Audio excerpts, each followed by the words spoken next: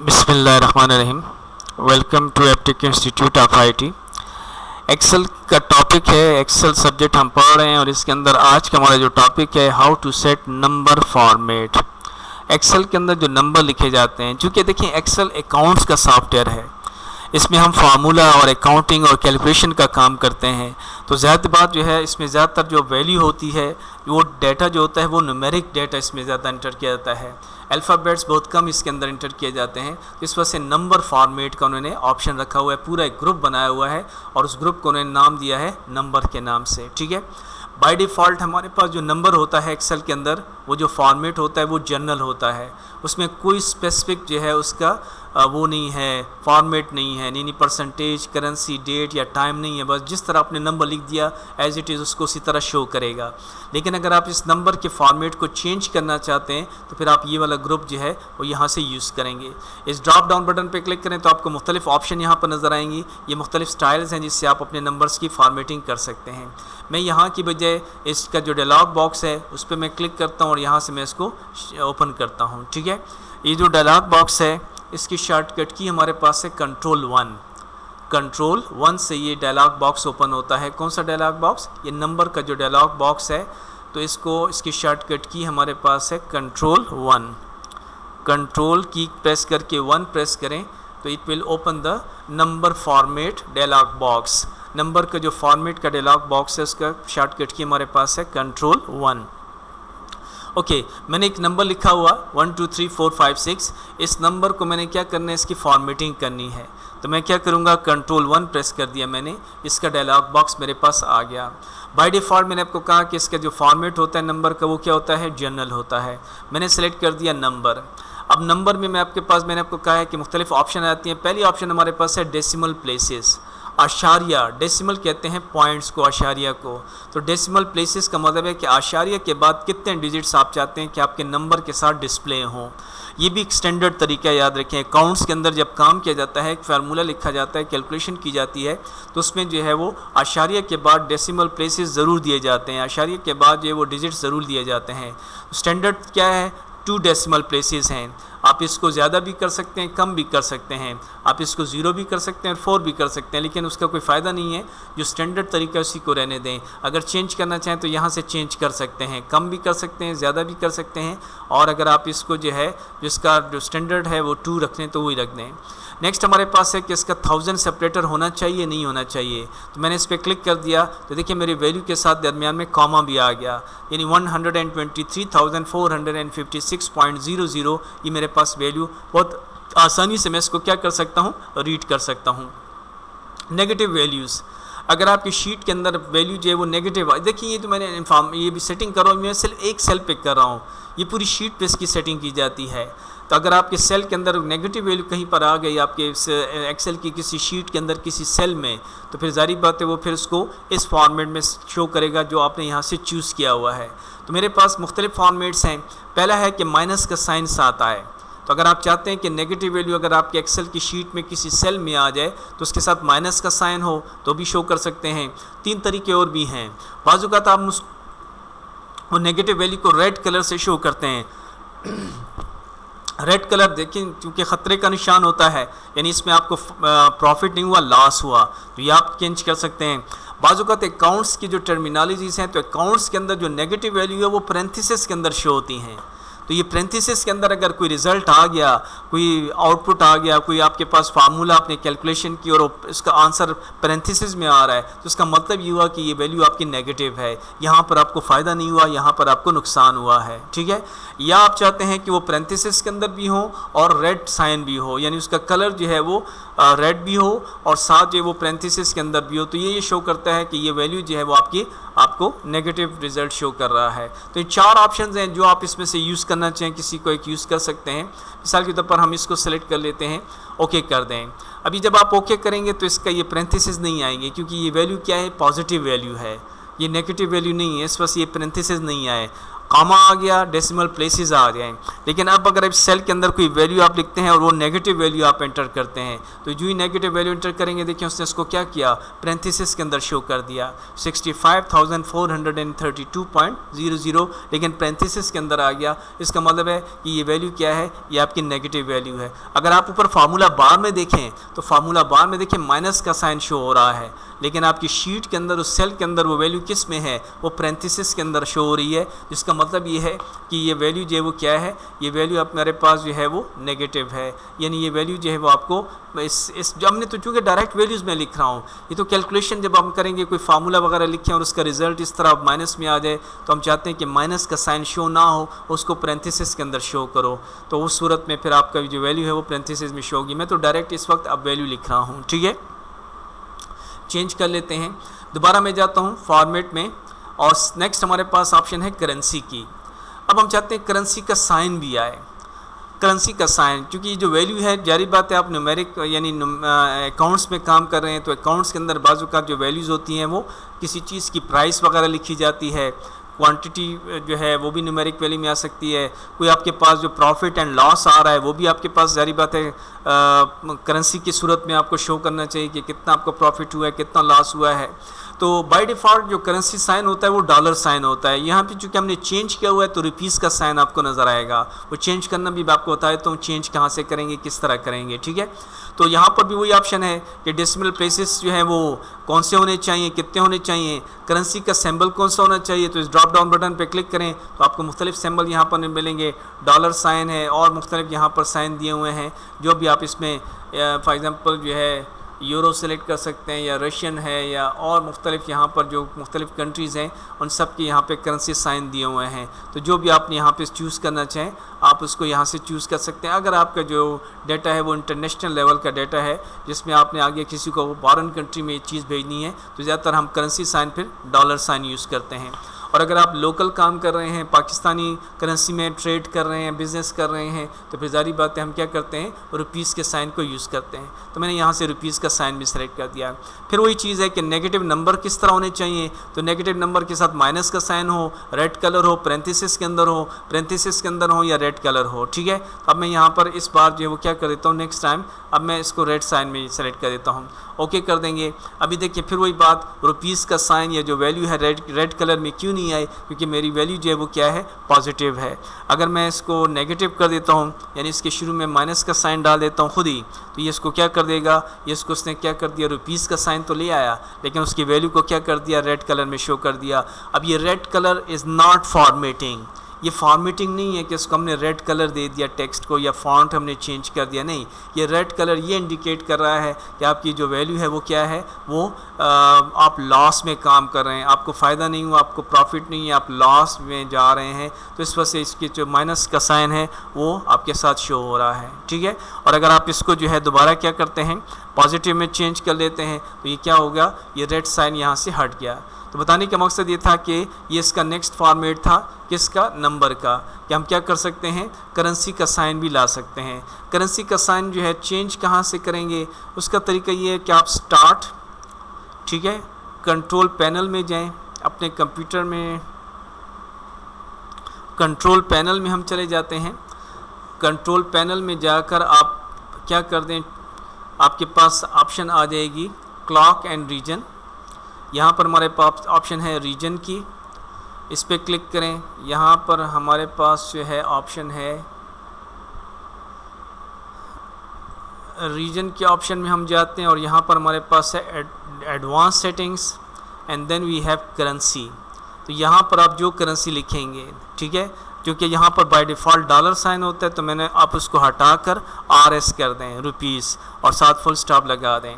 उसके बाद अप्लाई करके ओके कर दें, तो यहाँ पर एक्सेल के अंदर ऑटोमेटिकली उसकी सेटिंग जो है वो चेंज हो जाएगी। क्योंकि एक्सेल चूँकि वो US बेस्ड सॉफ्टवेयर है, वो तो आपके रुपीज़ को डॉलर करेंसी साइन को नहीं लेता, तो बाय डिफ़ॉल्ट जो वो करेंसी साइन हमारे पास क्या आती है, वो डॉलर साइन ही आता है, ठीक है। ओके, तो ये तो उसको करेंसी साइन को चेंज करने का तरीका था। नेक्स्ट फॉर्मेट पे आ जाते हैं। नेक्स्ट हमारे पास है अकाउंटिंग। अब ये एक और तरीका है एक्सेल के अंदर किसी भी नंबर को डिस्प्ले करने का, किसी भी नंबर को शो करने का। लेकिन इसमें अगर आप देखें तो क्या चीज़ें हैं, इसमें आपके पास करेंसी का साइन भी आता है, इसमें डेसिमल प्लेसेस भी हैं, लेकिन नेगेटिव नंबर जो है वो शो नहीं कर रहा। यानी नेगेटिव नंबर को किस तरह शो करेंगे, तो आप यहाँ पर हम नेगेटिव वैल्यू को दे देते हैं, माइनस दे देते हैं, फॉर एग्जांपल कुछ वैल्यू देते हैं, तो नेगेटिव नंबर को उसने क्या किया, वो पैरेंथेसिस के अंदर ले आया, क्योंकि ये बाय डिफ़ॉल्ट होता है। अकाउंट्स जब काम किया जाता है, काउंटिंग के अंदर जब काम किया जाता है तो उसमें होता ये है, अब देखिए रुपीज़ 3421.00 का मतलब है कि आपको लॉस हुआ है, ये आपको नुकसान हुआ है, ये आपको फ़ायदा नहीं हुआ। हालांकि वहाँ पर ऑप्शन नहीं थी, लेकिन वो बाय डिफ़ॉल्ट होता है। अकाउंट्स के अंदर अगर आपसे कहीं पे भी आपके अकाउंटिंग के अंदर आपका कोई रिज़ल्ट नेगेटिव आ रहा है, माइनस में आ रहा है, तो एक्सेल उसको ऑटोमेटिकली क्या करेगा, आपको उसको चेंज कर देगा, पैरेंथेसिस के अंदर शो करेगा। लेकिन शर्त ये है कि आपने कौन सा फॉर्मेट सेलेक्ट किया हुआ है, अकाउंटिंग का फॉर्मेट सेलेक्ट किया हुआ है अगर आपने, ठीक है। अगर आपने फॉर्मेट सेलेक्ट किया हुआ है करेंसी का, तो फिर उसमें रेड साइन भी आ सकता है, यानी रेड कलर भी आ सकता है। अगर आपने नंबर सेलेक्ट किया उसमें भी रेड कलर और माइनस का साइन भी आ सकता है। लेकिन अगर आपने अकाउंटिंग का सेलेक्ट किया तो फिर वो चेंज नहीं करता, फिर उसको रेड में नहीं लेके आता, उसको एक ही स्टाइल में लेके आता है और वो पैरेंथेसिस में लेके आता है, ठीक है। इसका मतलब ये होता है कि ये वैल्यू क्या है हमारे पास, ये नेगेटिव है, यानी ये वैल्यू जो है आपका। तो ये ज़्यादातर जो एक्सेल में काम करते हैं, स्पेशली बैंक्स वगैरह में या जो बाकी जो कैलकुलेशन वगैरह के यूज़र जो यूज़ करते हैं, तो वो इसी स्टाइल को यूज़ करते हैं अकाउंटिंग का, ताकि उन्हें पता चलता है कि कहाँ पर हमें फ़ायदा हो रहा है, कहाँ पे हमें नुकसान हो रहा है। अगर वो वैल्यू पैरेंथेसिस के अंदर आती जा रही है तो उसका मतलब है यहाँ पर आपको लॉस हो रहा है, और अगर वो पैरेंथेसिस के बगैर आ रही है तो उसका मतलब है कि यहाँ पर आपको प्लस यानी फ़ायदा हो रहा है। तो प्लस और माइनस का साइन शो नहीं होगा, तो ये इस पैरेंथेसिस से आपको जो है अंडरस्टूड होगा, आप जानेंगे, आपको पता होना चाहिए कि ये वैल्यू मेरे पास क्या है, ये वैल्यू मेरे पास जो है वो नेगेटिव है या पॉजिटिव है, ठीक हो गया। तो ये तीन जो है नंबर, करेंसी, अकाउंटिंग, इन तीनों का काम ज़्यादातर क्या है हमारे पास, ये अब नंबर्स के फॉर्मेट और भी बहुत सारे हैं, लेकिन ये तीनों ज़्यादातर न्यूमेरिक वैल्यू के साथ हम यूज़ करते हैं। बाकी अब डेट, टाइम वगैरह की तरफ आ जाते हैं। नेक्स्ट हमारे पास है डेट। तो ये जो डेट है हमारे पास, पहले तो मैं थोड़ी सी इस वैल्यू को पॉजिटिव कर देता हूँ, ठीक है, ताकि ये वो पॉजिटिव वैल्यू हमारे पास आ जाए, और इस वैल्यू को भी कम कर देता हूँ, फॉर एग्जांपल 1200 मैंने कर दिया, ठीक है, ताकि समझ आपको आ सके। स्टाइल मैंने चेंज कर दिया, नंबर की बजाय मैंने इसे कर दिया क्या, डेट। यानी मेरा ये जो फिगर है, ये जो मैंने लिखा है, इसको क्या कर दो, इसको कन्वर्ट कर दो डेट में। ये जो मैंने नंबर लिखा है, इस नंबर को डेट में कन्वर्ट कर दो। चलिए, वो आपको कहते हैं डेट में तो कन्वर्ट कर दूंगा, किस फाइल, किस टाइप में आपको चाहिए, किस तरह डेट चाहिए, इस तरह डेट लिखी हुई आए, इस तरह डेट हो, इस तरह डेट हो, जो भी आप यहाँ से फॉर्मेट सेलेक्ट करेंगे उस तरह वो आपको बता देगा, ठीक हो गया। मिसाल के तौर पर मैंने इसी को सिलेक्ट कर दिया, ओके बटन पे क्लिक करें, देखिए उसने मुझे बता दिया 14 अप्रैल 1903। अब इसका क्या मतलब है, मैंने तो नंबर लिखा था, उस नंबर ने उसको डेट में कन्वर्ट कर दिया, और डेट भी कौन सी लेके आया, 14 अप्रैल 1903। याद रखें इसके अंदर एक पूरा एक सिस्टम है डेट का, उसे कहते हैं Julian date system. Julian date system जो है उसको कहा जाता है। एक्सेल के अंदर एक डेट का सिस्टम मौजूद है, और वो जूलियन डेट सिस्टम स्टार्ट होता है कहाँ से, फ्रॉम 1 जनवरी 1900 से ये डेट सिस्टम स्टार्ट होता है। इस तरह हमारे इस्लामिक पॉइंट ऑफ व्यू से ये वो हिजरी कैलेंडर है, ठीक है, लेकिन जो अमेरिकन या जो इंग्लिश हैं, जो अंग्रेज़ हैं, वो इस सिस्टम को यूज़ करते हैं, उनको जूलियन डेट सिस्टम कहा जाता है, और इसका जो स्टार्टिंग डेट है वो 1 जनवरी 1900 है। तो मैंने यहाँ पर लिखा था, कौन सी वैल्यू लिखी थी, 1200। उस 1200 को उसने क्या कर दिया, डेट में कन्वर्ट कर दिया, लेकिन स्टार्ट उसने कहाँ से लिया, 1 जनवरी 1900 से लिया।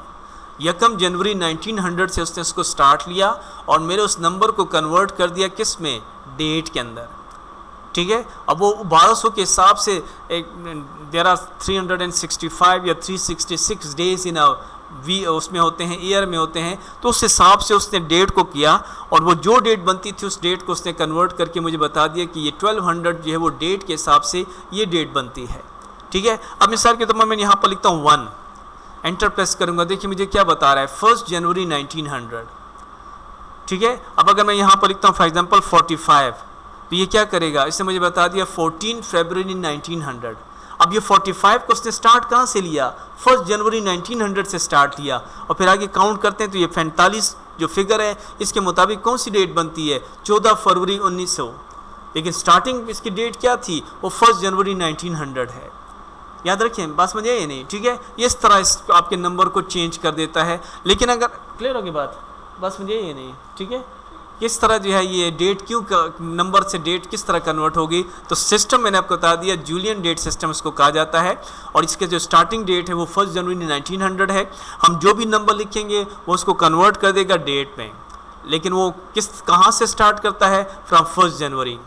लेकिन अगर मैं चाहता हूँ कि मैं एक्सेल में काम कर रहा हूँ, मुझे आज की डेट चाहिए और इस वक्त का टाइम चाहिए, जो इस वक्त मेरे कंप्यूटर के अंदर जो डेट है, मेरे कंप्यूटर के अंदर इस वक्त जो टाइम है, हो सकता है वो सही हो भी हो सकता है वो सही ना हो, तो उसके लिए हमारे पास फंक्शन है is equal to now, is equal to now, is equal to का now, is equal to now का फंक्शन यूज़ करें तो ये आप जब एंटर प्रेस करेंगे तो ये आपको आपके सिस्टम की जो डेट है वो आपको बता रहा है।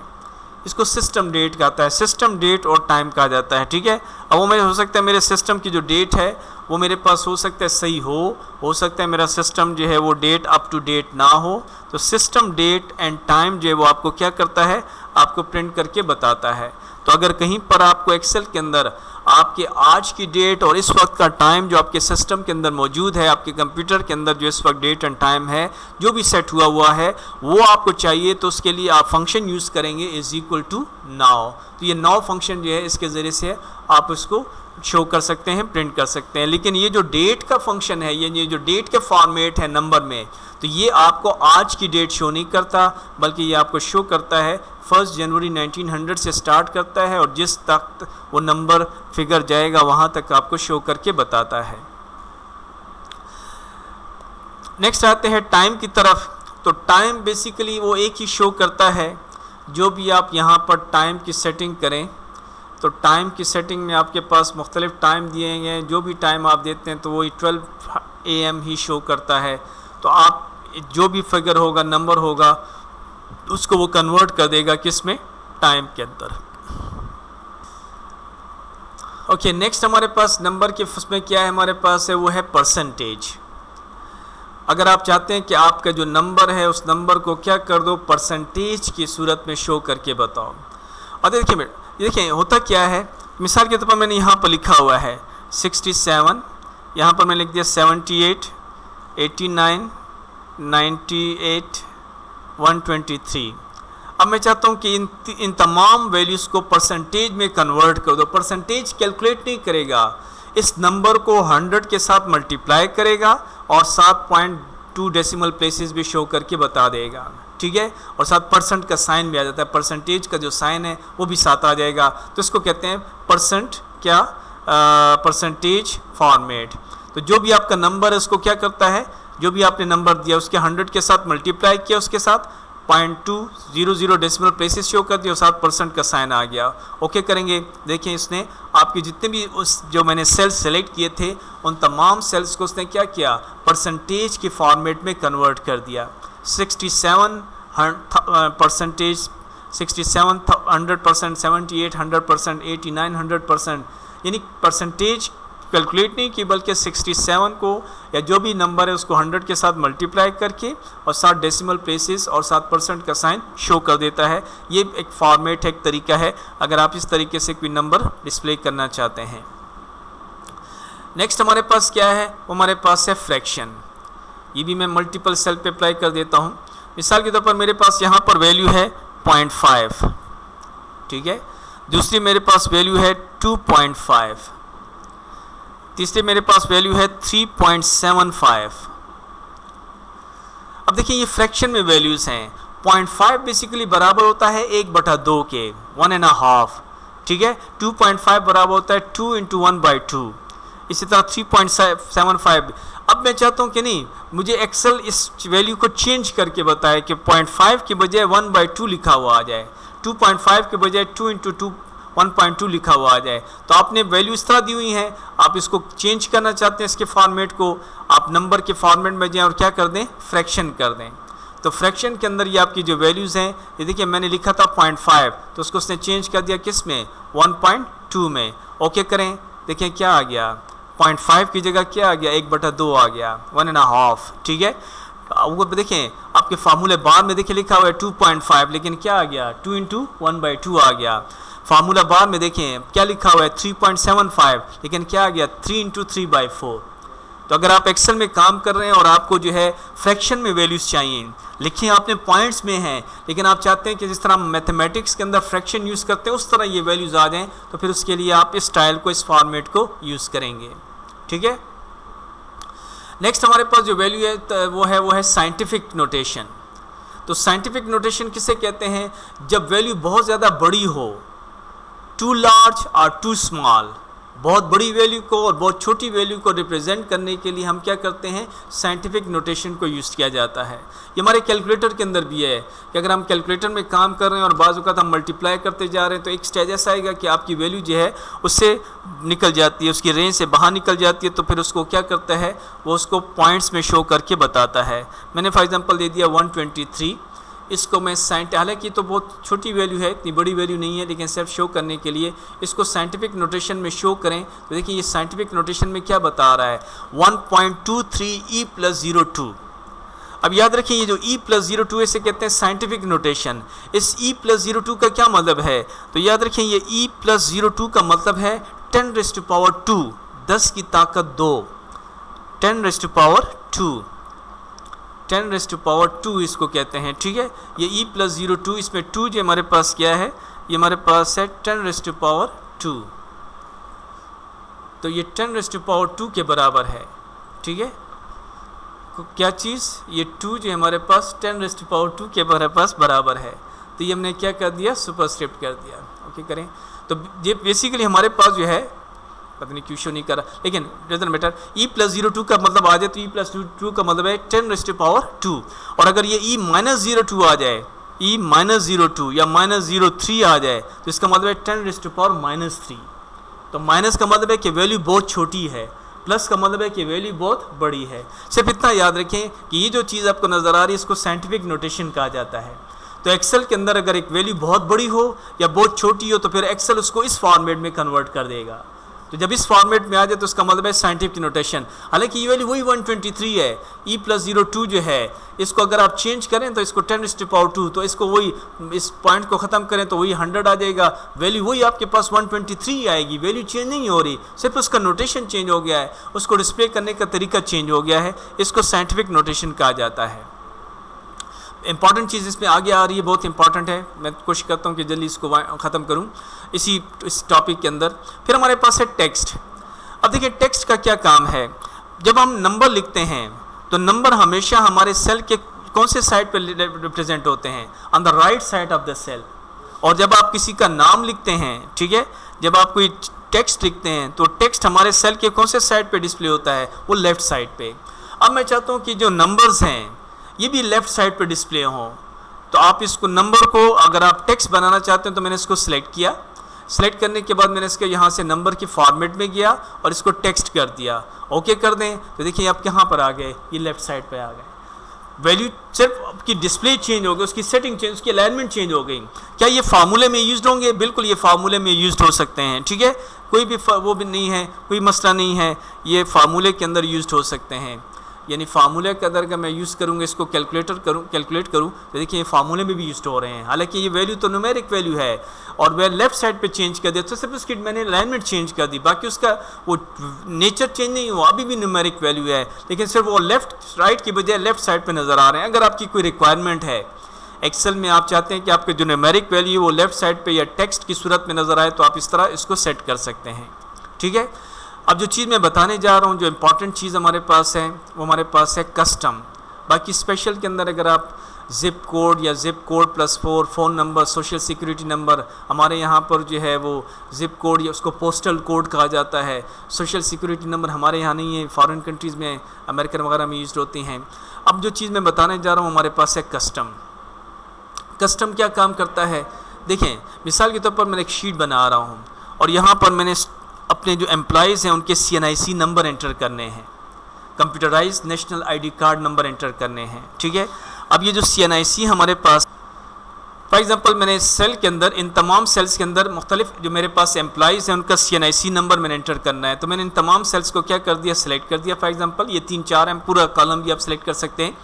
उसके बाद मैंने यहाँ पर नंबर में जाकर क्या कर दिया, इसका फॉर्मेट में जाकर कस्टम की फॉर्मेट को सिलेक्ट किया। और फिर यहाँ पर जो है मैंने जो टाइप है इनमें से वो मैंने यहाँ से सिलेक्ट करके जनरल को ख़त्म कर देता हूँ।